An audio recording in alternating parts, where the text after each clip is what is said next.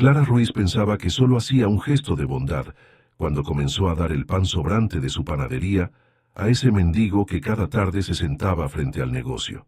José tenía 70 años, ropa gastada y una mirada dulce pero triste que le partía el corazón. Durante 3 meses Clara le llevó comida, café caliente y algunas palabras de consuelo sin preguntarle nunca nada. José parecía solo un pobre anciano que la vida había olvidado. Pero lo que Clara no sabía era que ese hombre gentil y humilde era en realidad José Mendoza, el empresario más rico de Madrid, propietario de un imperio de 500 millones de euros. Había perdido todo lo demás: la familia, la confianza en el mundo, las ganas de vivir, pero no su dinero. Había bajado a la calle para escapar del dolor, fingiendo ser pobre para descubrir si aún existía la bondad desinteresada.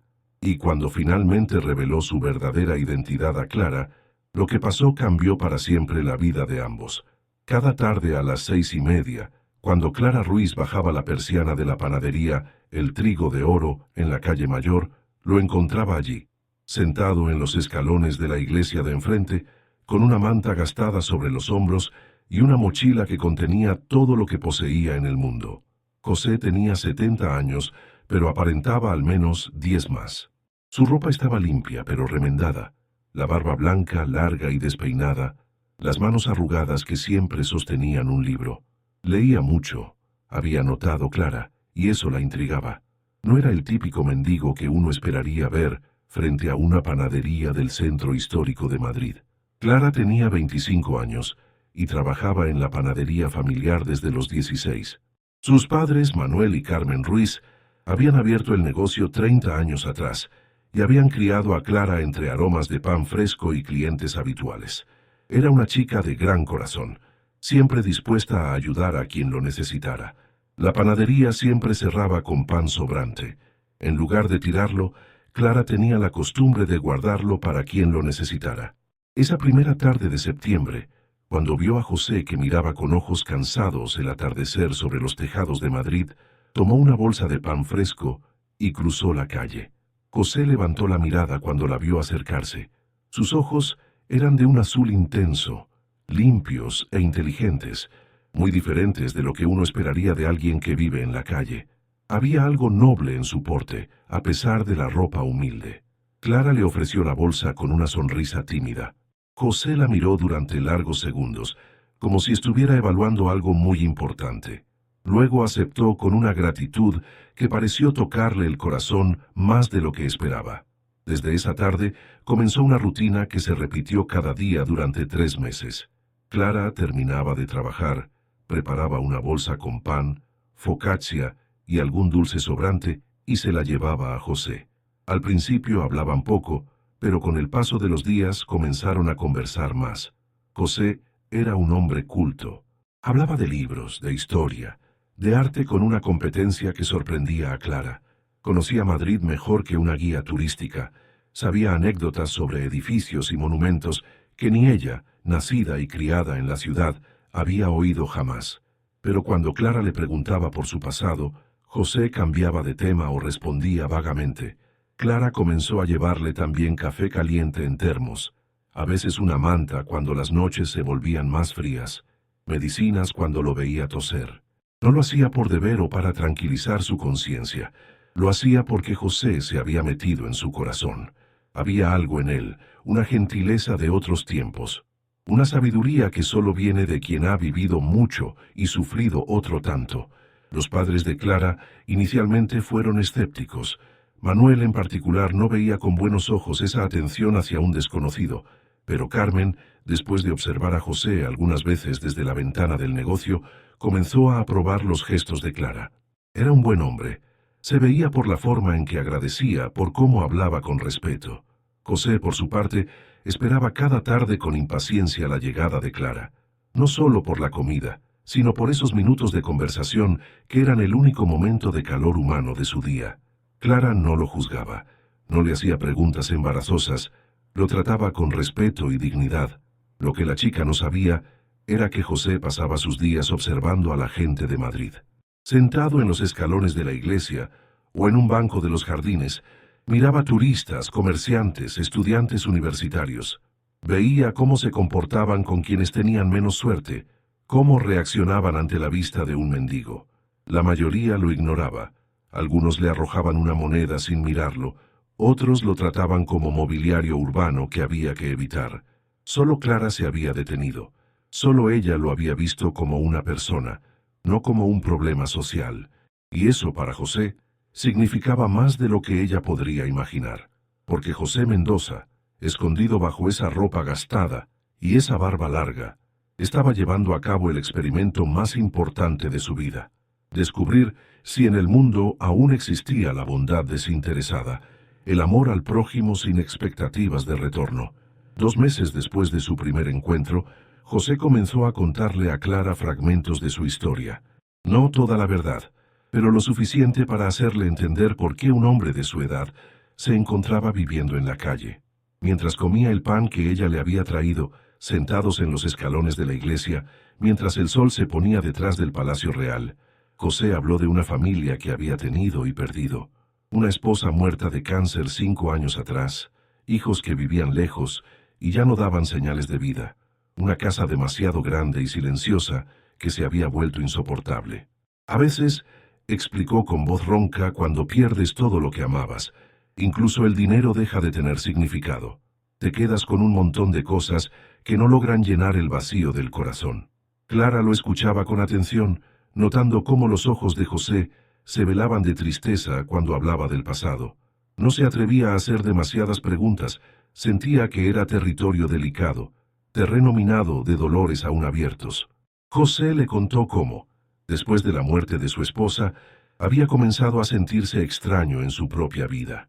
Los amigos que frecuentaba solo se interesaban por sus negocios, los hijos llamaban únicamente cuando necesitaban dinero. La casa estaba llena de recuerdos que dolían demasiado. Lo que José no le dijo a Clara era toda la verdad. No le dijo que la casa demasiado grande era una mansión de 3.000 metros cuadrados en las afueras de Madrid.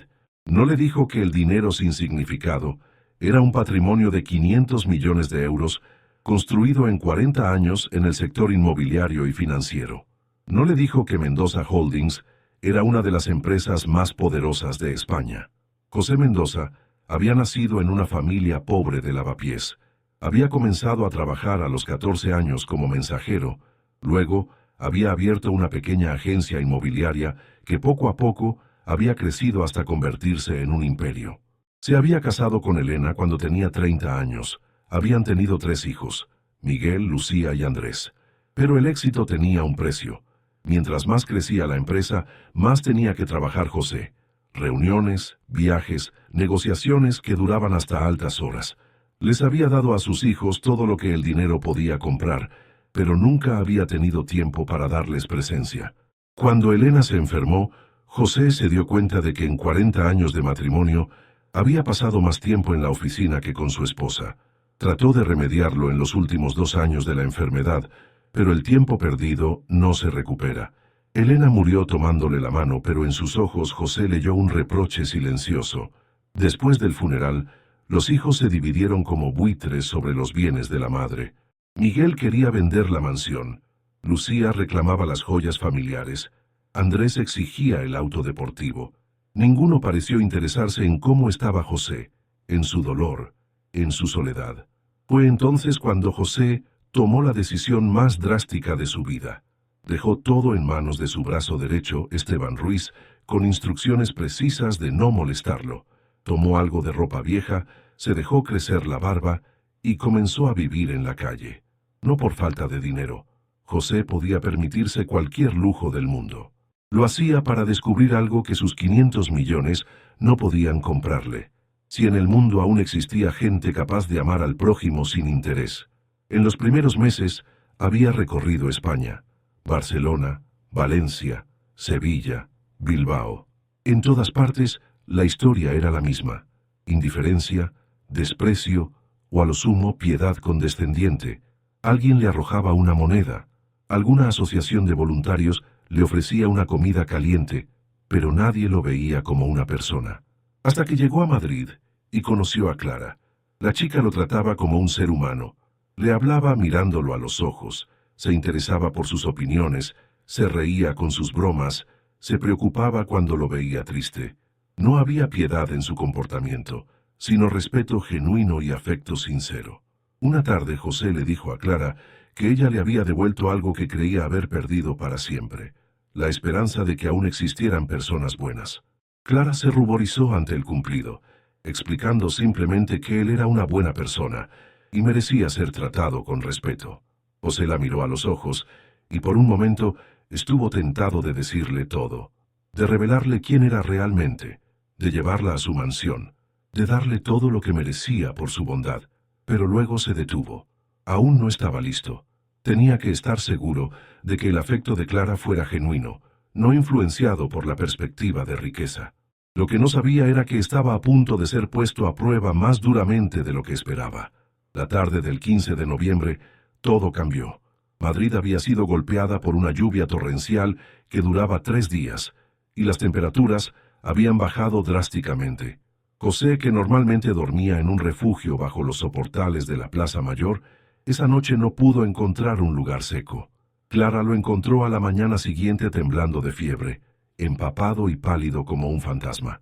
Había colapsado en los escalones de la iglesia, sin conocimiento, con la temperatura corporal peligrosamente baja.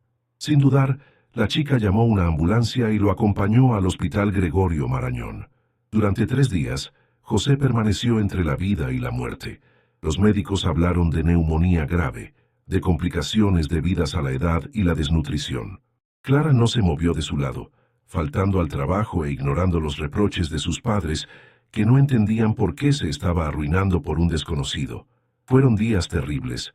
José deliraba por la fiebre, llamaba nombres que Clara no conocía, Elena, Miguel, Lucía, y pronunciaba palabras inconexas sobre negocios, contratos, millones de euros.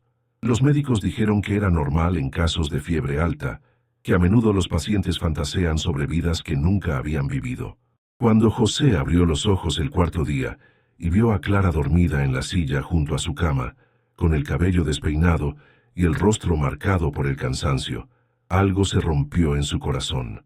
Esa chica había arriesgado su trabajo, había gastado sus ahorros para pagarle medicinas, había dormido en una silla incómoda durante 3 noches consecutivas, y lo había hecho por un mendigo del que no sabía nada. José la observó mientras dormía, notando las ojeras, las manos agrietadas por el frío porque le había dado sus guantes, la chaqueta que usaba como manta. En 40 años de matrimonio y negocios, nadie había hecho jamás por él lo que Clara estaba haciendo. Cuando Clara despertó y lo vio consciente, estalló en lágrimas de alegría. Lo abrazó sin pensarlo, feliz como si hubiera encontrado a un padre perdido. En ese momento, José entendió que tenía que decirle la verdad. No podía seguir mintiendo a quien había demostrado amarlo sin interés. Pero antes tenía que hacer una última prueba. Al día siguiente, cuando José fue dado de alta del hospital, le dijo a Clara que tenía que irse. Había recibido una llamada, explicó vagamente, una posibilidad de trabajo en otra ciudad. Tenía que marcharse tal vez para siempre. El rostro de Clara se entristeció, pero no trató de retenerlo. Entendía que tenía que pensar en su futuro. José le había preparado una trampa cruel. Le dijo que tenía un problema. No tenía dinero para el viaje. Necesitaba 200 euros, una cifra imposible para una dependienta de panadería, pero necesaria para su nuevo comienzo. Clara no dudó ni un segundo. Los conseguiría, dijo con determinación. José sabía que esos 200 euros representaban todo lo que Clara había ahorrado en meses de sacrificios. Sabía que para conseguirlos tendría que vender algo precioso o pedir un préstamo que no sabía cómo devolver. ¿Te está gustando esta historia? Deja un like y suscríbete al canal. Ahora, continuamos con el vídeo. Era una prueba cruel, pero tenía que estar seguro. Al día siguiente, Clara llegó con un sobre. Dentro había 200 euros en billetes pequeños, evidentemente reunidos con esfuerzo. Había vendido la cadena de oro heredada de su abuela, lo único de valor que poseía. José tomó el dinero con manos que temblaban, no por el frío, sino por la emoción. Tenía frente a él una chica que se había privado del único recuerdo precioso de su abuela para ayudar a un mendigo a empezar de nuevo. sin pedir garantías, sin esperar nada a cambio. En ese momento José Mendoza, el hombre más rico de Madrid, comenzó a llorar como un niño. Cuando le preguntó por qué lo hacía, Clara respondió con sencillez: él era una buena persona, y las personas buenas merecen una segunda oportunidad. José la miró a los ojos y tomó la decisión más importante de su vida. Era hora de decir la verdad, toda la verdad. José tomó las manos de Clara entre las suyas y la miró directamente a los ojos.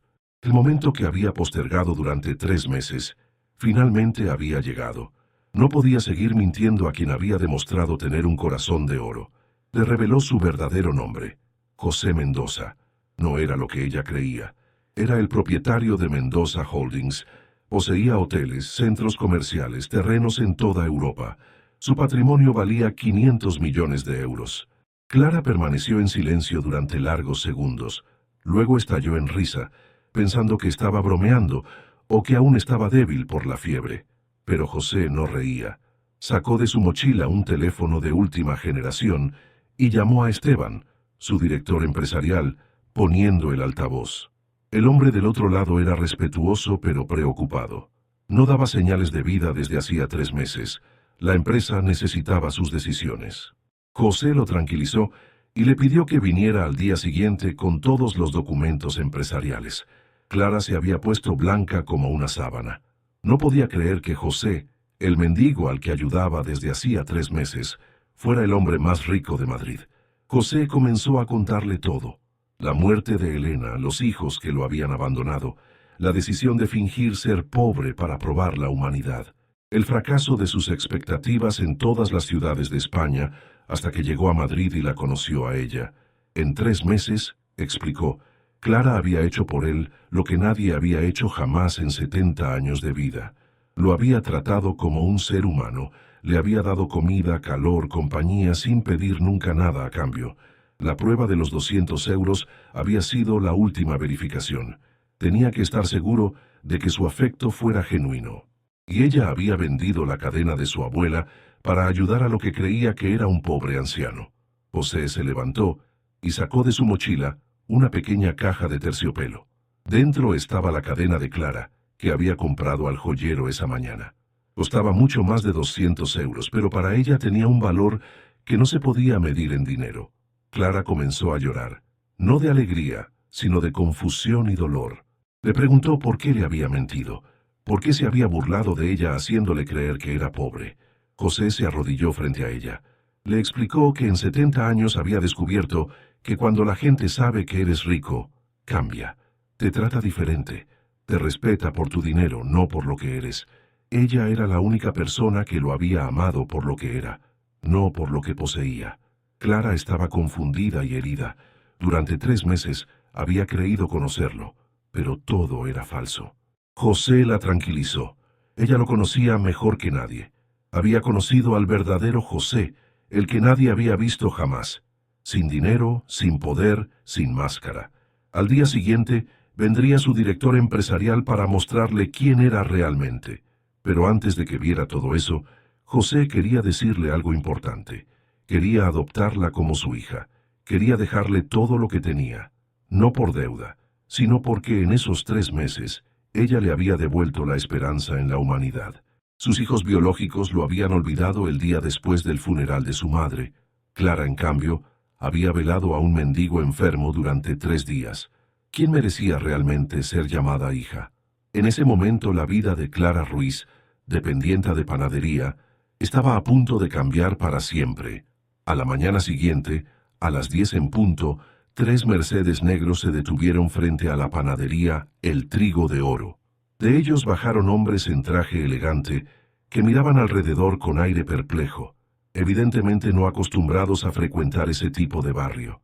Clara, que había pasado la noche en vela, los observaba desde la ventana del negocio con el corazón latiendo fuerte. Sus padres, Manuel y Carmen, estaban aterrorizados. Su hija les había contado la historia increíble del mendigo millonario, pero les costaba creerlo.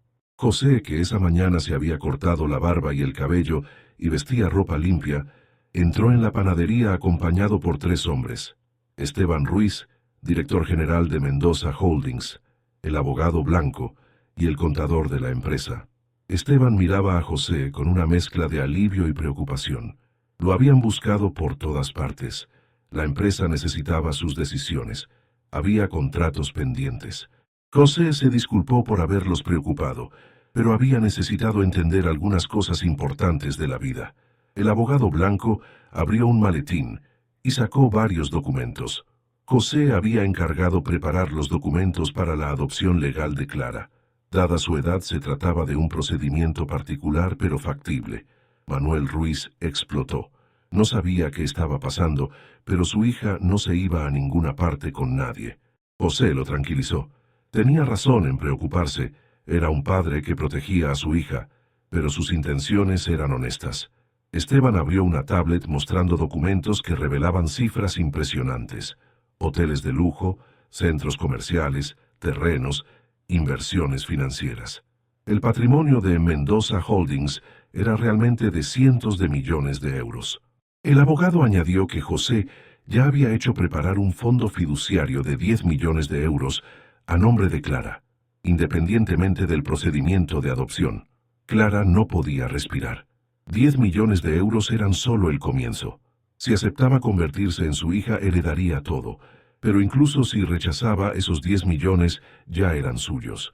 Carmen Ruiz se sentó porque le daban vueltas las piernas. El contador confirmó todo mostrando extractos bancarios, documentos bancarios, certificaciones. José Mendoza no solo era rico, era una de las personas más adineradas de España. Manuel preguntó otra vez por qué Clara. José se sentó y explicó a todos. Quería una familia. Sus hijos biológicos lo habían abandonado. Clara, en cambio, le había demostrado qué significa amar a alguien sin interés. En 3 meses, le había dado más afecto del que había recibido en 70 años. No quería cambiar la vida de Clara contra su voluntad. Si prefería quedarse allí, en su panadería, con sus padres, respetaría su decisión. Pero quería que supiera que tenía una familia también en él. Clara dijo que necesitaba tiempo para pensar. José le dio todo el tiempo que quisiera, pero cualquiera que fuera su decisión, quería que supiera una cosa. Ella le había salvado la vida. No solo cuando estaba enfermo en el hospital, sino cada tarde cuando le llevaba ese pan, y lo hacía sentir que existía. José la abrazó agradeciéndole por haberle devuelto la esperanza en la humanidad.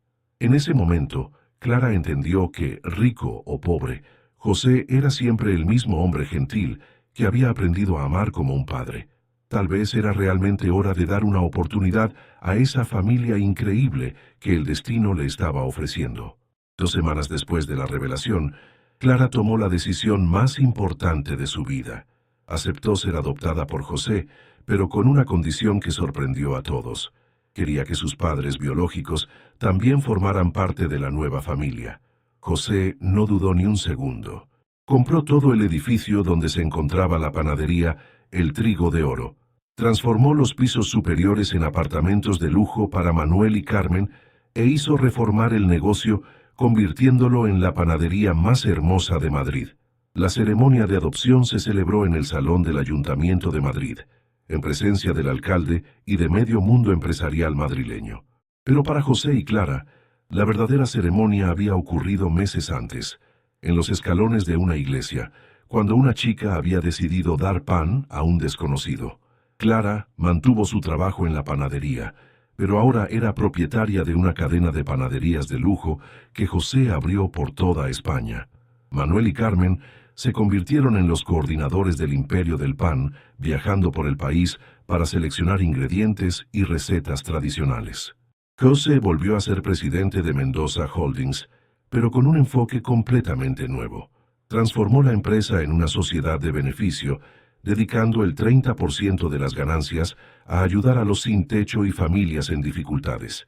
Abrió centros de acogida, comedores para pobres, programas de reinserción laboral. Durante la inauguración del primer centro, dijo que finalmente había descubierto qué significaba ser realmente rico. Rico en afecto, en familia, en propósito en la vida. Sus hijos biológicos, Miguel, Lucía y Andrés, aparecieron cuando leyeron en los periódicos sobre la adopción y la herencia de Clara. Llegaron a Madrid llenos de rabia y demandas legales, pero José los enfrentó con serenidad. Siempre serían sus hijos y tenían su lugar en la empresa y en su corazón. Pero Clara había demostrado merecer lo que ellos habían rechazado: una familia verdadera. Miguel trató de impugnar la adopción en los tribunales, pero no tuvo éxito. Lucía y Andrés, en cambio, después de ver cómo José había renacido junto a Clara, comenzaron a frecuentar más al padre, tratando de reconstruir las relaciones descuidadas. Un año después de la adopción, José cumplió 71 años.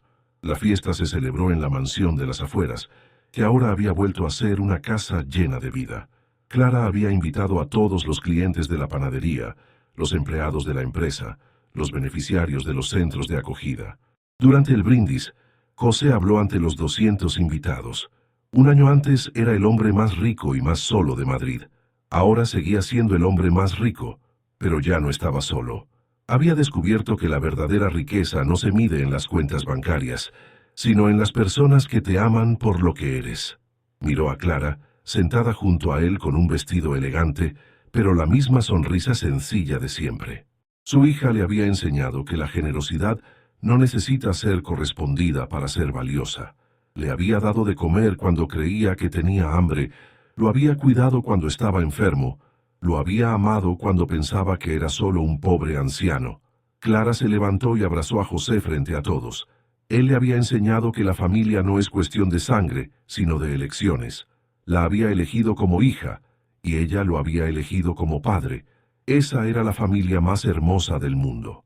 Por la noche, cuando todos los invitados se habían ido, José y Clara se sentaron en el jardín a mirar las luces de Madrid que brillaban en el valle. Manuel y Carmen se habían ido a dormir, satisfechos de ver a su hija tan feliz. Clara pensó que ese día, cuando había visto a José en los escalones de la iglesia, no había sido casualidad. Había sido el destino que los había hecho encontrarse. José estuvo de acuerdo. Dos personas solas que se necesitaban mutuamente. Ella necesitaba un padre que le diera seguridad y oportunidades. Él necesitaba una hija que le enseñara de nuevo a amar. A la mañana siguiente, como cada día desde hacía un año, fueron juntos a abrir la panadería. José se ponía el delantal y ayudaba a Clara a preparar el pan fresco. Los clientes estaban acostumbrados a ver al millonario que amasaba la harina y atendía en el mostrador con la misma sonrisa de su hija. José había entendido que la verdadera nobleza no está en tener sirvientes, sino en servir a quien amas. Y Clara había descubierto que se puede ser rico sin perder nunca la humildad y la generosidad que hacen bella la vida. Cada tarde, cuando cerraban la panadería, siempre pasaban frente a los escalones de la iglesia donde todo había comenzado, y cada vez José agradecía al destino por haber puesto en su camino un ángel disfrazado de dependienta de panadería. Porque a veces basta un trozo de pan ofrecido con amor para cambiar dos vidas para siempre. Y a veces las familias más hermosas nacen del amor elegido, no del impuesto por la sangre. Dale me gusta si crees que la bondad desinteresada puede cambiar el mundo. Comenta qué momento de la historia te tocó más. Comparte para inspirar a quien aún practica gestos de pura generosidad. Suscríbete para más historias de familias nacidas del corazón. A veces, quien parece tener menos, tiene el corazón más rico. A veces un gesto simple esconde el milagro más grande.